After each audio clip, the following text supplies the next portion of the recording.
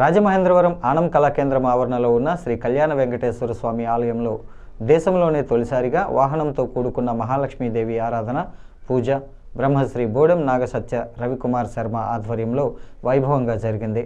శ్రీ కళ్యాణ వెంకటేశ్వర స్వామి ఆలయంలో గత 3 రోజులుగా నిర్వహిస్తున్న విశేష పూజా కార్యక్రమాల్లో భాగంగా శ్రీ లక్ష్మీ కుబేరుని హోమం, సుదర్శన హోమం, మహాలక్ష్మి హోమం జరిగాయి.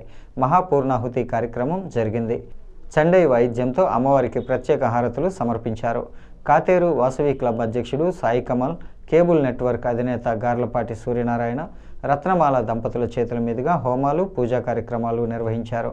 అనంతరం విచ్చేసిన భక్తులందరికీ అమ్మవారి ప్రసాదాన్ని అందజేశారు.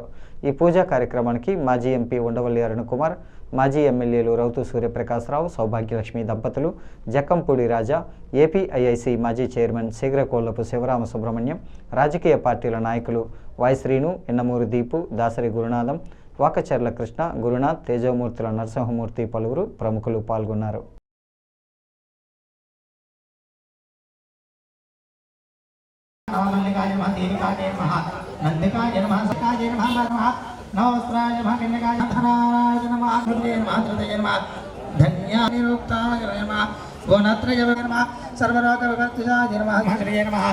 मानन्ये नमः मनोबन्धनाय नमः विद्यावानाय नमः कालिकाकर्षणस्यामाय नमः निक्षण्य नमः केन्द्राशेषं केतव्ये विद्यानित्यस्वरूपिणे नमः वैरागमार्गसंसाराय नमः